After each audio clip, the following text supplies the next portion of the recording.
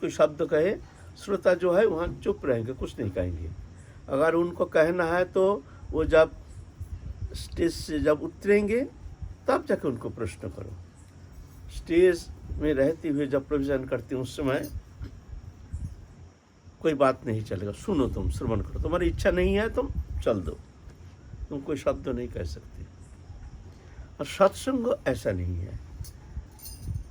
आओ साधु मेला कीजिए, खाली हो तो हमसे लीजिए, भरी हो तो हमको दीजिए, पूरी हो तो घुर घुर पीजिए। यह है सत्संग। सत्संग क्या है? कभी ये नहीं सोचना चाहिए जो हम सब जानते हैं। एक क्रेता एक विक्रेता।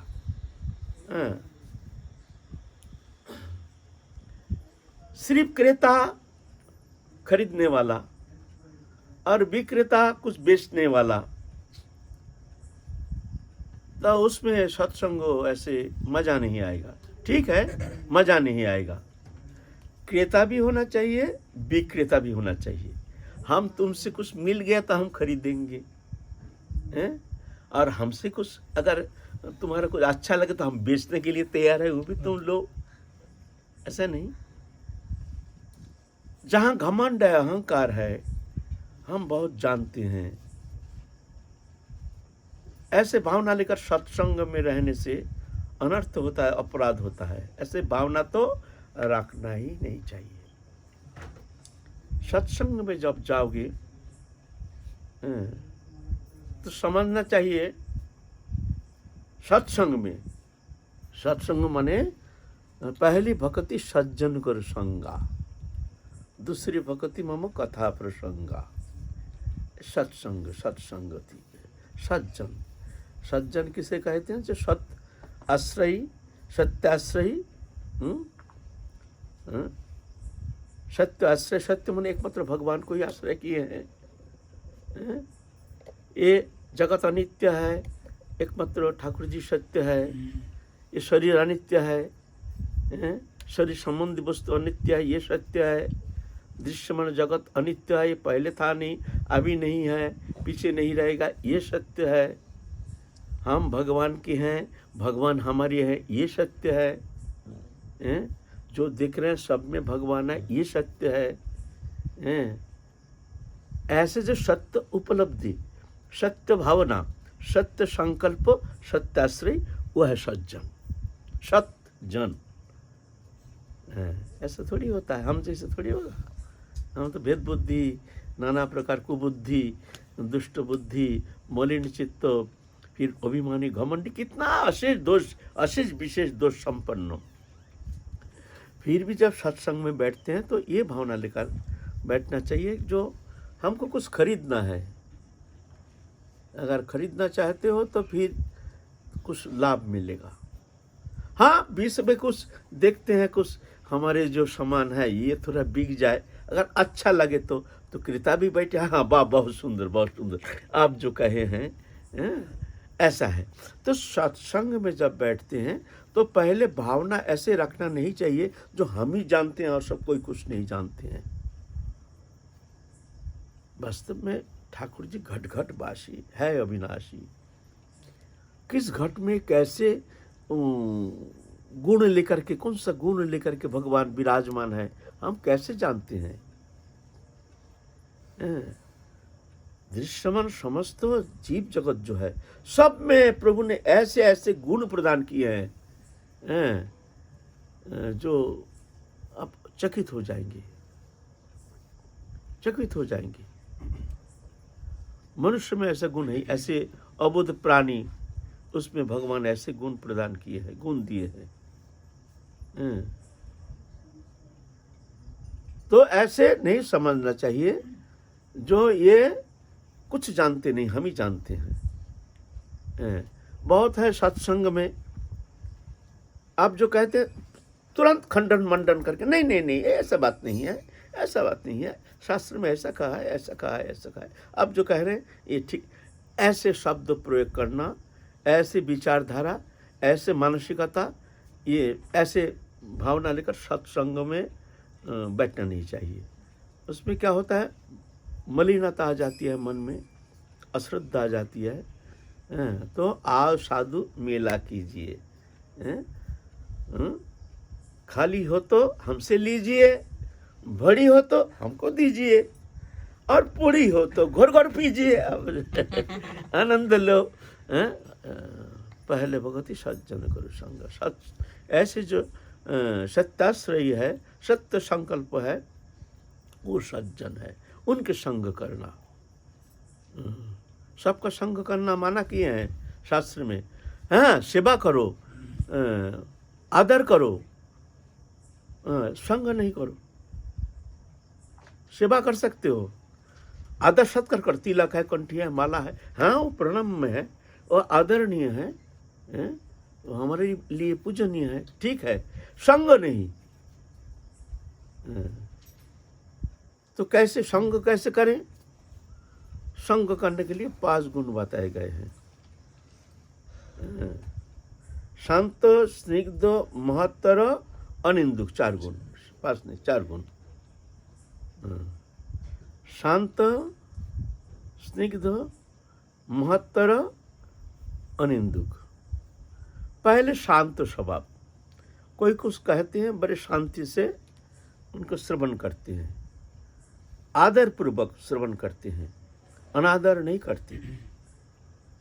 अगर उनका शब्द पसंद नहीं आया तो ऐसा नहीं जो ना ना ना आप जो कह रहे हैं ये बेकार, ऐसे नहीं, ये ऐसा नहीं बोलना चाहिए। आदर करो पर सम्मान, नहीं शायद आपका बात हो सकता है, लेकिन मैं जो सुना हूँ मैं आपको कह रहा हूँ, इस तरह से परोसना चाहिए। आपका बात हमको अच्छा नहीं लगा, उस शास्त्र विरुद्ध ऐसे लग रहा है, वह कहना चाहिए देखिए ऐसा नहीं आपको तुरंत शास्त्र देकर नहीं पुराण में ये कहा है, वो पुराण में ये कहा है, ऐसा कहा है, आप तो गलत कह रहे हैं, ऐसा नहीं होता है, आप कहाँ से कह रही हैं, सिद्धांत कहाँ का है, ऐसा सिद्धांत, ऐसा नहीं करना चाहिए। तब सत्संगी, तुम सत्संगी नहीं, तुम्हारे संग से तो और गड़बड़ हो जाएगा। नहीं, उनको इस तरह से बोलना चाहिए जे आप जो कह रहे हैं शायद हो सकता है, लेकिन हमको समझ में नहीं आ रहा है, ऐसा हो सकता है शायद हमारे समझ में कोई कमी है, कोई बात नहीं, ठीक है, हमको ठीक समझ में नहीं आ रहा है आपका बात, इस तरह से ये करना चाहिए। नहीं खंडन मंडन नहीं, उनको सम्मान करो। कोई भी संप्रदाय हो, कोई भी भजन मार्ग अवलंबन करते हैं, कोई भी हो ऐसे साधक, ज्ञान मार्गी, जोग मार्गी, तत्व मार्गी, तांत्रिक है, नाना प्रकार साधक है, जे जथा मांग प्रबद्धंत तांस तथैव भजम्मम, जो जैसे मार्ग अवलंबन करके हमको हमारी उपासना करते हैं, मैं उसको ऐसे ही कृपा करता हूँ, ऐसा नहीं। तो सभी को सम्मान देना चाहिए, किसी को असम्मान नहीं, किसी को अपमान नहीं, सबको सम्मान देना चाहिए। और जब सत्संग करते हैं, चाहे तुम्हारा पहुँच कितनी भी अच्छी हो, तुम कितनी भी शास्त्र सिद्धांत निपुण हो, तुम्हारे शब्द के द्वारा किसी का मन में किंचित मात्र ठेस नहीं पहुंचना चाहिए, ठेस नहीं पहुंचना चाहिए। ये सब वक्ता सब होता नहीं है, ऐसा नहीं, ऐसा सत्संगी ऐसा थोड़ी होता है। पहले शांत स्वभाव, विक्षेप नहीं, जो भी कुछ कहते हैं आदर के साथ उसको सम्मान करते हैं, इज्जत करते हैं। स्निग्ध, महत्तर माने भजन में पहुँच है, भजन करते हैं। जो भजन करते नहीं उसके भीतर ये परतत्व बोध होना कदापि संभव नहीं है। ऐसे नहीं, भजन करना चाहिए। भजन जो करते नहीं है वो लाख शास्त्रों कहते रहे, उसके शब्द में कोई दम नहीं, उस शब्द के द्वारा किसी का जीवन का कोई परिवर्तन होना संभव नहीं है। भजन करना, भजन बोले ऐसे क्यों ना, जो भजन करते हैं, भजन किसे कहते हैं ना, जो भगवत चरण में समर्पित होकर भगवत प्रसन्नता के लिए समस्त साधन चेष्टा भगवत चरण में समर्पित होकर के जो जीवन व्यतीत करते हैं, समस्त चेष्टा भगवत चेष्टा, ऐसे जो है वो है भजन, भजनानंदी। हैं भजन माने ये नहीं कुछ नियम जब तक कर लिया, ऐसा नहीं। तो महत्तर होना चाहिए, माने उनकी पहुँच होना चाहिए, कुछ अनुभव होना चाहिए, अनुभव। भजन करते नहीं, कुछ किताबी विद्या, हम जैसे कुछ किताबी विद्या उसके माध्यम से ही सब परिवेशन करते हैं, अपना जो बुद्धि है उस बुद्धि के द्वारा उसको निरूपण करते हैं। ऐसा नहीं होता है, ऐसा नहीं होता है। धर्म सतत्य निहित गुहायं महाजन जैन गतस्य पंथा। धर्म के तथ्य गुहा में छुपा हुआ है। कैसे जान सकते हैं?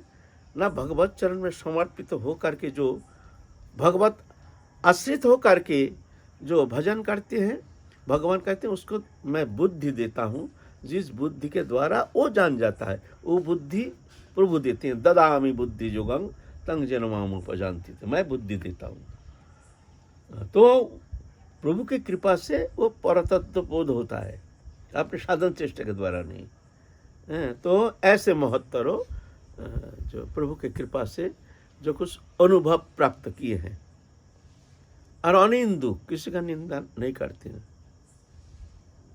अनिंदु, किसी का निंदा नहीं करते, किसी का अपमान नहीं करते। ऐसे ऐसे जो है उसका संग करो, फिर संग करोगे। हम कैसे जानेंगे जो महत है उनके संग हम करेंगे?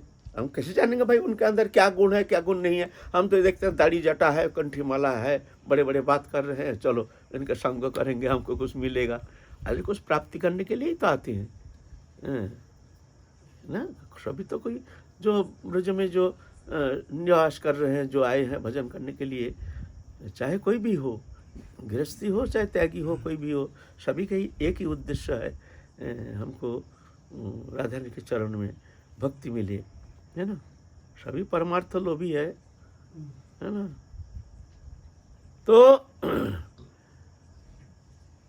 सबको इस तरह से सम्मान करना चाहिए, ऐसे ऐसे भावना से देखना चाहिए सभी प्रभु के बहुत ही कृपा प्राप्त हो। तो हम किसका संग करेंगे? बोलता है हाँ देखो, संग करने का एक ये तुम देख लेना, सिर्फ विचार करके, उतना विचार करने का जरूरत नहीं।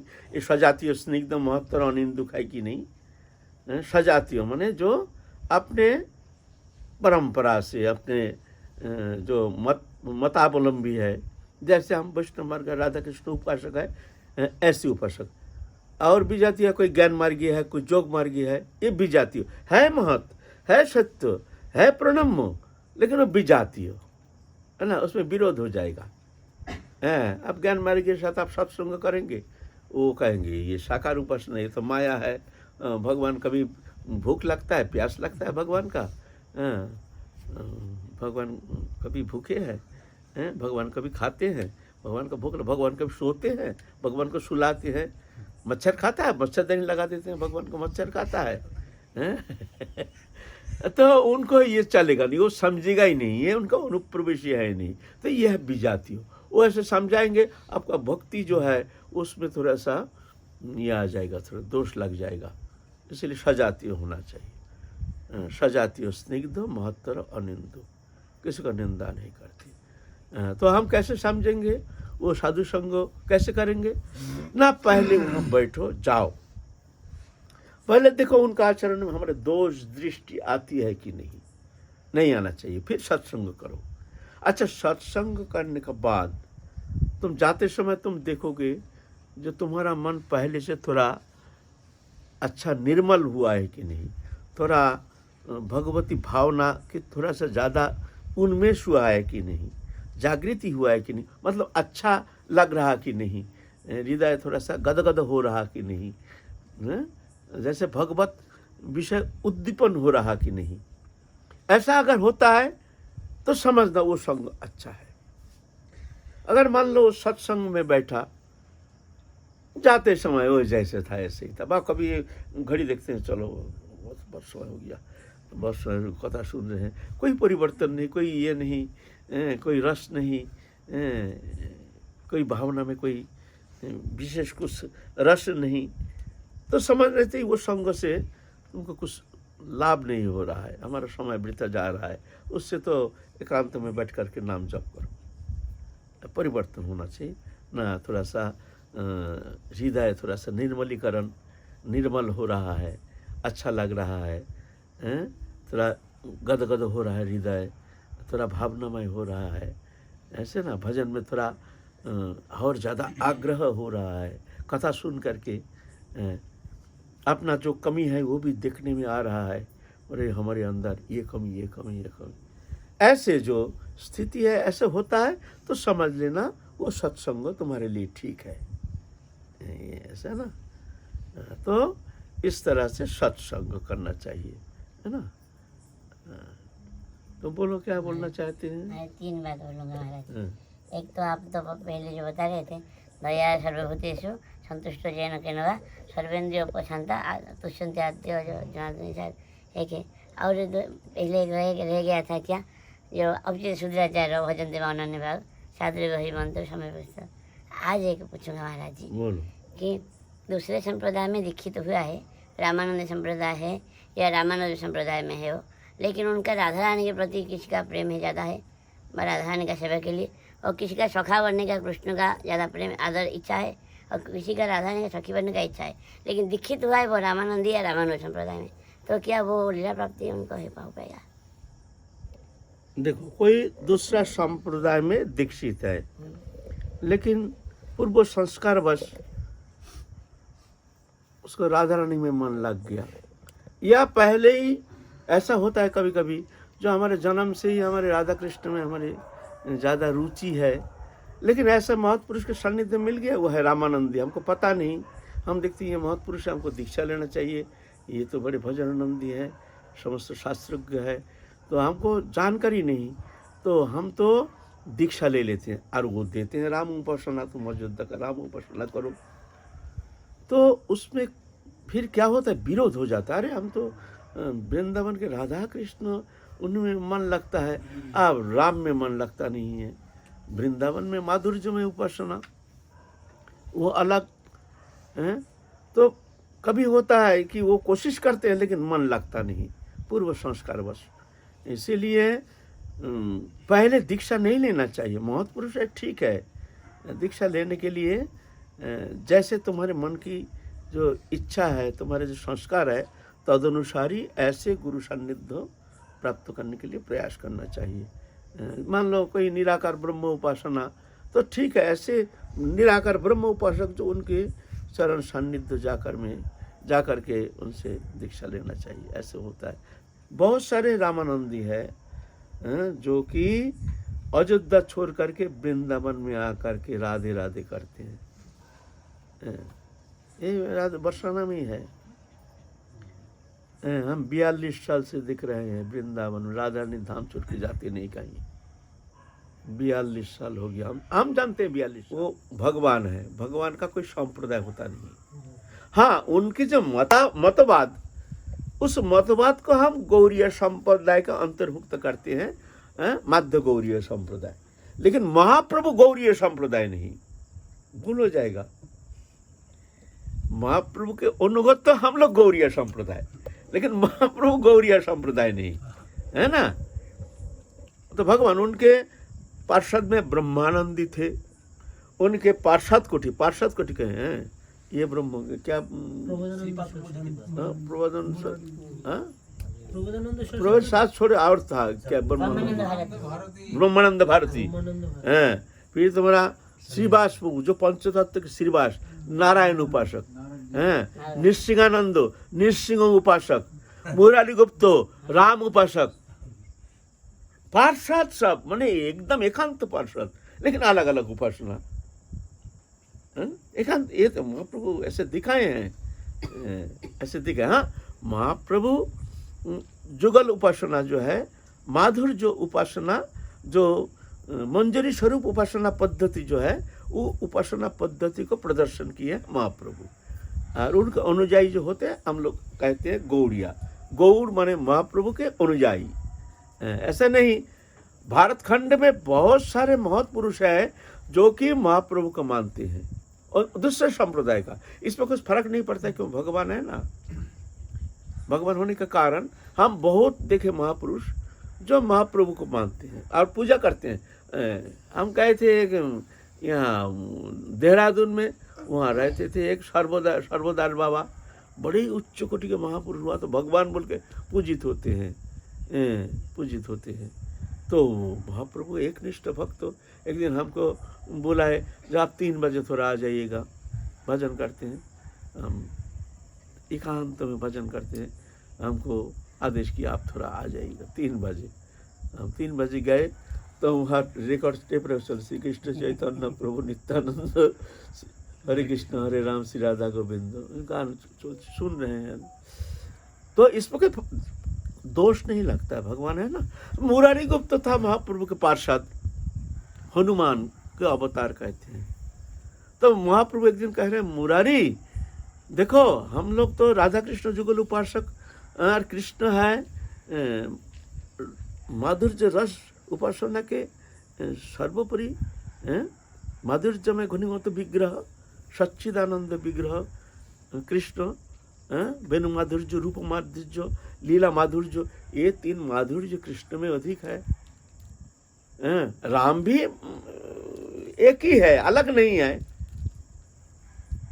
तो चलो हम लोग, इसमें दोष नहीं लगता है मुरारी, चलो हम लोग राधा कृष्ण उपासना करें, इसमें कोई दोष नहीं लगता है।